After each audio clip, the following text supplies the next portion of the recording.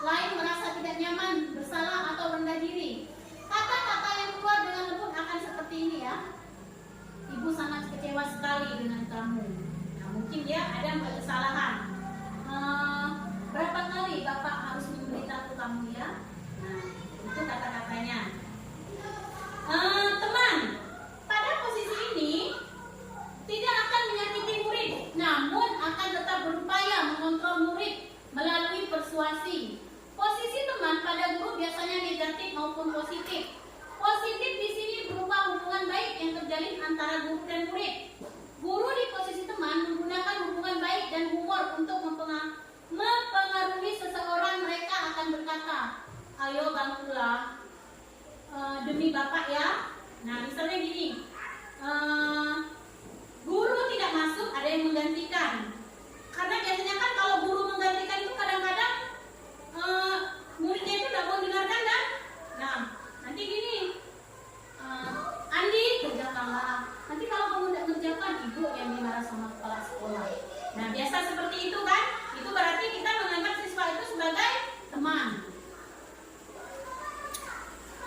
Kemudian, pemantau. Memantau berarti mengawasi. Pada saat kita mengawasi, kita bertanggung jawab atas perilaku orang-orang yang kita awasi. Posisi pemantau berdasarkan pada peraturan-peraturan dan konsekuensi. Dengan menggunakan sanksi atau konsekuensi, kita dapat memisahkan hubungan pribadi kita dengan murid. Sebagai seseorang yang menjalankan posisi pemantau, pertanyaan yang diajukan oleh seorang pemantau itu biasa seperti ini. Peraturannya apa? Apa yang telah kamu lakukan? Nah, itu adalah pemantau. Dan kita sebagai manajer. Posisi terakhir, manajer adalah posisi di mana guru berbuat sesuatu bersama dengan murid. Mempersilahkan murid mempertanggungjawabkan perilakunya. Mendukung murid agar dapat menemukan solusi atas permasalahannya sendiri. Kemudian seorang manajer telah memiliki keterampilan di posisi teman maupun pemantau. Dan dengan demikian bisa jadi waktu-waktu tertentu kembali kepada kedua posisi tersebut bila diperlukan. Namun, bila kita menginginkan murid-murid kita menjadi manusia yang merdeka, mandiri dan bertanggung jawab, maka kita perlu mengacu kepada restitusi yang dapat menjadikan murid kita seorang manajer bagi dirinya sendiri. Di manajer, murid diajak untuk menganalisis kebutuhan dirinya maupun kebutuhan orang lain. Di sini penekanan bukan pada kemampuan pembuat konsekuensi, namun dapat berkolaborasi dengan murid bagaimana memperbaiki kesalahan yang ada. Seorang manajer akan berkata demikian. Apa yang kita yakini? Seperti keyakinan kelas. Kemudian, apakah kamu meyakininya? Nah, itulah yang dikatakan seorang manajer. Nah, di sini kita sebagai seorang guru itu wajib membuat apa yang disebut dengan keyakinan kelas. Nah, keyakinan kelas di sini lebih mengarah kepada peraturan kelas atau tata tertib kelas. Nah, kita membuat keyakinan kelas di sini yaitu bersama siswa. Siswa dilibatkan dalam pembuatan keyakinan kelas. Jadi, siswa diminta apa maunya siswa di kelas tersebut. Kemudian, keyakinan kelas di sini berupa pernyataan-pernyataan universal. Pernyataan keyakinan kelas senantiasa dibuat dalam bentuk positif. Keyakinan kelas hendaknya tidak terlalu banyak sehingga mudah diingat dan dipahami oleh semua warga kelas. Keyakinan kelas sebaiknya sesuatu yang dapat diterapkan di lingkungan tersebut. Nah, keyakinan kelas di sini kita tidak boleh menggunakan kata negatif seperti jangan atau tidak. Dilarang, itu juga tidak boleh. Jadi, misalnya siswa dilarang mencontoh. Jangan tulis dilarang mencontoh, tapi siswa harus jujur. Tuh. Kemudian, contoh keyakinan kelas. Hadir di sekolah tepat waktu, duduk pada kursi yang disediakan, mendengarkan orang lain berbicara, angkat tangan bila ingin berpendapat, menghormati dan saling membantu. Setiap murid memiliki kesempatan yang sama untuk berpendapat dan praktik pelajaran IPA. Nah, jadi siswa mempunyai kesempatan yang sama di kelas supaya tidak yang kita pintar jarak, yang kurang-kurang, tapi di kelas itu harus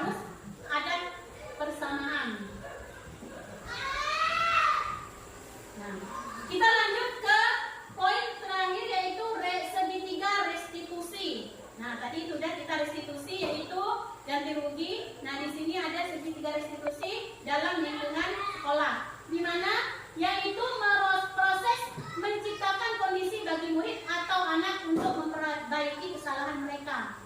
Nah, di sini ada 3 segitiga restitusi, yaitu pertama menstabilkan identitas, kemudian validasi tindakan yang salah, dan yang ketiga menanyakan keyakinan. Nah, di menstabilkan identitas yaitu setiap orang pasti pernah melakukan salah. Kamu bukan satu-satunya yang pernah melakukan ini. Nah, di situ. Kemudian validasi tindakan yang salah, kamu tentunya punya alasan mengapa melakukan itu. Itulah yang kita utarakan kepada siswa. Terus, adakah cara yang lebih efektif untuk mendapatkan apa yang kamu butuhkan? Itu pertanyaan yang kita ungkapkan kepada siswa. Kemudian menanyakan keyakinan. Keyakinan kelas apa yang telah kita sepakati? Kemudian, kamu ingin menjadi orang seperti apa? Pastinya menjadi orang yang lebih baik dengan memperbaiki tindakan yang salah tadi. Nah, segitiga restitusi artinya di sini menstabilkan identitas, itu mengubah identitas anak dari orang yang gagal karena melakukan kesalahan menjadi orang yang sukses. Kemudian, validasi tindakan yang salah melibatkan pengakuan dan penerimaan perasaan serta tindakan siswa, bahkan jika mereka telah melakukan kesalahan. Jadi meskipun siswa salah, kita tidak boleh kamu salah, tidak. Namun seperti ini, ibu tidak menyalahkan kamu dalam hal ini, namun tindakan kamu tidak boleh diulang lagi, harus diperbaiki, demikian. Terus menanyakan keyakinan kelas yang telah disepakati. Nah, dari keyakinan kelas tadi berarti ada yang dilanggar oleh siswa yang tadi melakukan tindakan yang salah. Nah, kita menanyakan lagi keyakinan apa yang telah dilanggarnya dan bagaimana cara memperbaikinya. Nah, di sini adalah contoh segitiga restitusi yang sudah saya laksanakan dengan siswa kelas 5.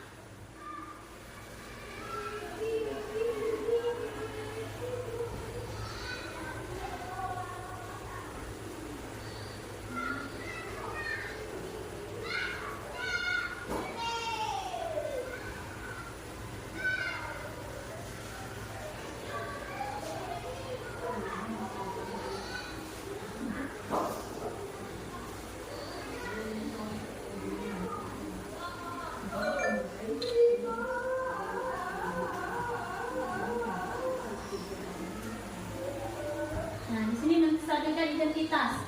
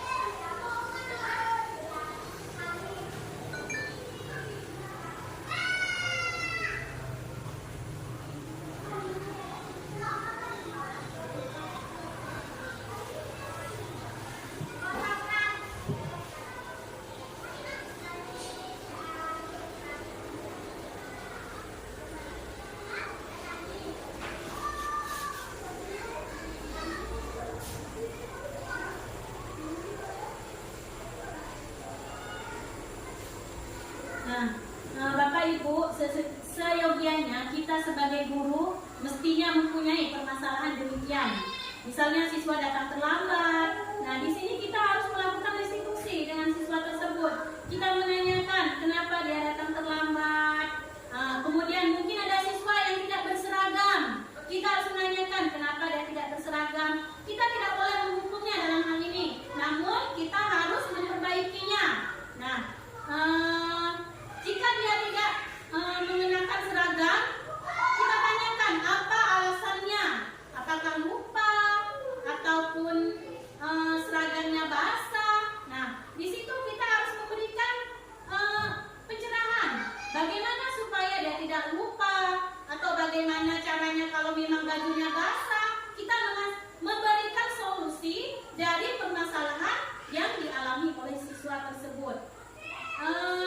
Demikianlah Bapak Ibu presentasi saya kali ini, yaitu diseminasi atau penyebaran pemahaman budaya positif yang dapat kita terapkan di sekolah maupun di lingkungan luar sekolah.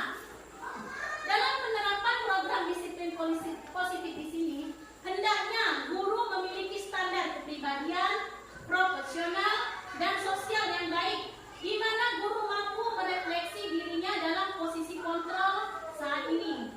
Bagaimana perjalanan dirinya sebagai among atau manajer yang menuntun murid-muridnya menjadi insan yang mandiri, merdeka, dan bertanggung jawab. Nah, terima kasih sekali lagi kepada Bapak Ibu yang sudi hadir dalam presentasi saya kali ini. Semoga pemahaman ini, penyebaran pemahaman ini dapat diambil yang baik dan dapat kita terapkan dalam kehidupan kita sehari-hari, kita sebagai pendidik maupun sebagai masyarakat, anggota masyarakat di lingkungan kita.